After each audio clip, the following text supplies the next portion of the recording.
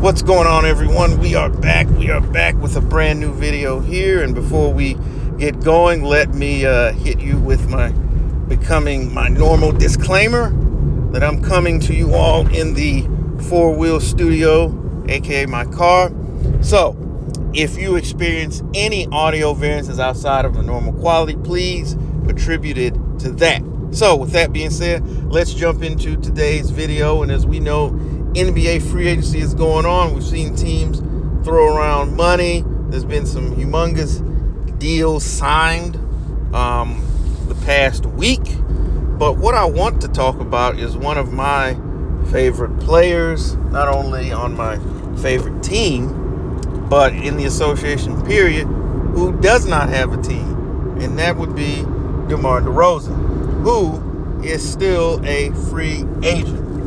And going to get into the particulars, but basically, here's what happened. Basically, his name has been bantered about in trade talks in terms of the Bulls needing to get something for him, even dating back to last season. And it really picked up this season, especially after they were unable to get an extension done. Memory serves me correctly, there was like a 2 for 40, and DeMar turned that down, and so went past the trade deadline without a deal done, and so obviously he enters into free agency, and so here we are. So there's been a lot of not a lot, but there's been several teams that this has been linked to in terms of having interest in him. I'm going to talk about those, and then I'm going to talk about the teams that I really hope that he should not absolutely go to. So I have heard, since I'm driving, I don't have the actual articles in front of me. I've heard the Miami Heat may have been interested. And here's the thing. I think from a personality standpoint, I think from a culture standpoint, in terms of his work ethic and how he approaches the game in terms of putting in the work and being in shape and things of that nature that come with Heat culture, I think he would be a fit from that standpoint. Now, from a basketball standpoint, that's where I think it's a bit more murky, particularly if Jimmy Butler is still on the team. Because, in today's NBA, you got to jack up threes, and you've already got one of your main guys, Jimmy Butler, who doesn't do that. So there's a lot of, and neither does DeMar DeRozan. And so in terms of that, there's a lot of overlap, offensively speaking, in terms of where they like to operate.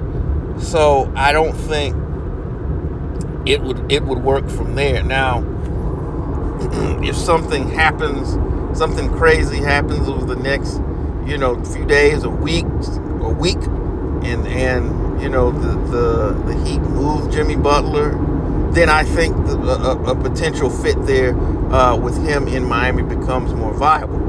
I've heard the San Antonio Spurs, for those of you who are not aware, that before he came to the Bulls and after he left the Raptors, he was actually traded to the Spurs in the Kawhi Leonard trade. And actually, I thought that he played some pretty good basketball in terms of expanding in other parts of his games, in terms of playmaking and things of that nature. We got to see him operate in terms of showing his basketball IQ, being able to set up teammates and kind of play in that facilitator type role, and that could work. Of course, and I think it could actually work even more so because you've got a place setter already there with Chris Paul. So he would be able to more or less, I think, from an offensive standpoint, focus on kind of scoring and not as much as the facilitating, though he can still obviously do it.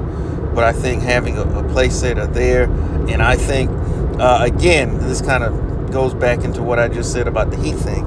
I think he could be another beneficial influence on Victor Wembanyama and some of the other young guys that they've got there in terms of showing them how to be professionals, preparation, working on your game, taking care of your body, and things of that nature, and showing them how to still be able to play at a very high level into your mid to late 30s. So that could work.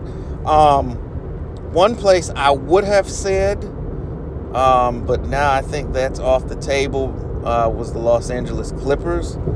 I thought that with them losing PG, they would need somebody to kind of fill in, to make up some of that scoring production that is now in Philadelphia. And I thought he could have went in and did some of that. Now, granted, he does not shoot the volume of threes or even as proficiently as Paul George. And there is also the defensive issues. He's certainly not the defender. When I say him, speaking of DeMar DeRozan, he's not the defender that Paul George is.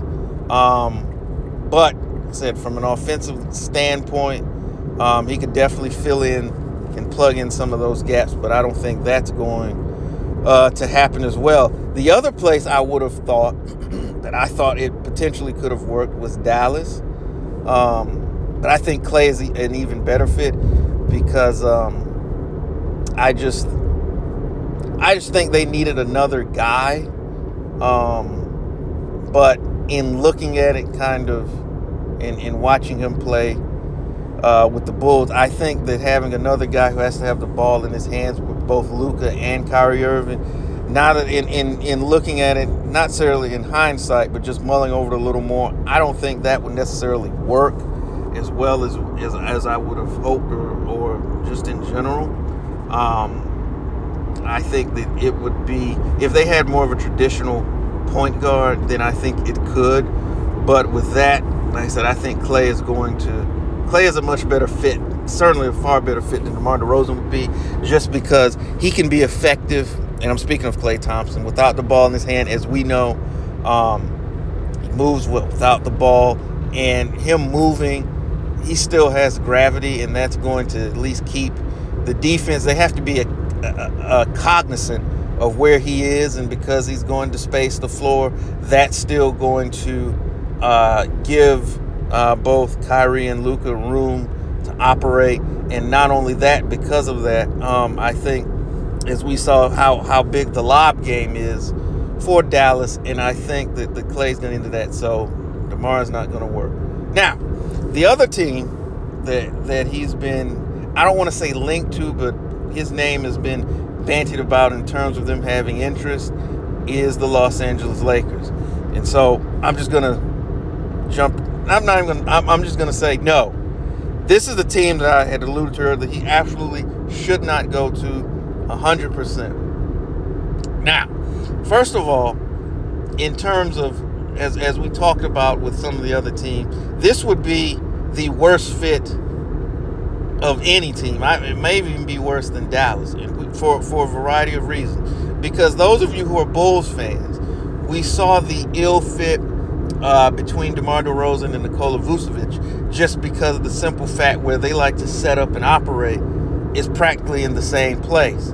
And so what that was doing was either pushing Vooch out to the three-point line, which while he can do, that's not the stake of his game, that's more the sizzle. And so you're already pushing out the meat and potatoes of one of your main guys. And so I think that was in part of the reason you saw in looking at Nikola Vucevic why we did not get the same level of player that we saw in Orlando, that was in Chicago, because he was not able to operate out of his usual spots, the low post, and kind of act as a hub and you can run the offense through him. He's a very good passer, good low post scorer, and he wasn't able to do a lot of those things. And so you would have that to the nth degree with Anthony Davis. So right off the bat, not going to work. The other thing is, being the third star in the LeBron James system, as we know, what he would be relegated to be, and it would be standing in the corner waiting for a kick out to shoot threes. We've seen it with Russell Westbrook, whereas the weaknesses of your game in that system, it now has to be strengths, not necessarily to the betterment of you as a player, but to the betterment of the system. And so, as we've already discussed, he doesn't shoot threes. He doesn't. I mean, the proficiency is not bad, but that's just not what he does. He's a guy, as we all know, he gets in the mid-range. He scores a lot of his points in the mid-range and in the post. And so that's not going to work because you've got LeBron James standing at the top of the key, dribbling Spalding off the basketball, and he needs the painted area open so he can drive and kick and do the things that he does. And so it's just not going to work.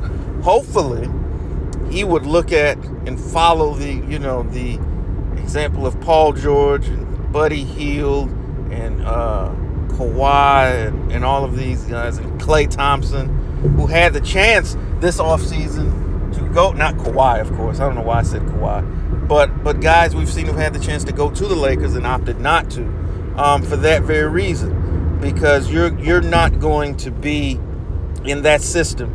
You're not going to be able to give the team the best version of yourself, and as such is going to be detrimental to the player and to the team. And so and not only that, but here's the other thing. Do you want to really go there? Because here's the thing, the team is not going to win as currently constituted. We know that. But then here's the other thing. Do you want to get the copious amounts of blame heaped upon you if the team doesn't win? Because JJ Redick, he's still got new coach smell. So he's got some grace. After they get through blaming Rob Pelinka and Anthony Davis, you're going to be staring down the barrel of blame. And is that something you really want to deal with in the latter stages of your career? And I would think not. So, no, I would really hate to see DeMar DeRozan go to the Lakers. I know there were some fans that when he signed with the Bulls, because a little bit of a history lesson, that before you went to the Bulls, the Lakers, that was close to happening. But obviously,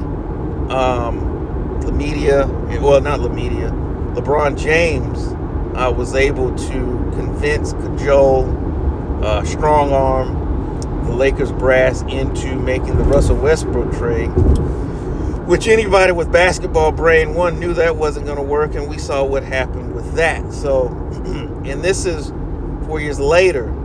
So I didn't think it would have worked with him then, and I think it would even work to a lesser extent now. So when you look at teams that he could go to, I think there's some, but I think what's going to ultimately happen with him, unfortunately, is that he's going to probably have to wait a little bit to see what the free agent landscape looks like, and will he have to take a mid-level exception? So you're looking at potentially getting DeMar DeRozan, for $11 to $13 million, which from a team standpoint is great to get a player of his caliber at that level. But yeah, I think he should go to a team perhaps that has a good point guard, a pass first, more of a traditional type point guard. And I would think another wing player, or a player that shoots a lot of threes, or that is more three-point oriented, so that he can operate in the post a little more. It might not look bad in Golden State, but that's not going to happen. Or maybe Sacramento. I don't know. It's gonna. I'm very curious to see where he ultimately is going to end up. But with that being said, I'm going to wrap this video up because I talked a little longer than I intended. I say that a lot. But where do you think DeMar DeRozan, A, should go, B, will go? Let us know in the comment section, and let's have a conversation about it. So with that being said, I thank you all for spending a few moments with me. And as always, tell the ones that you love them. Peace.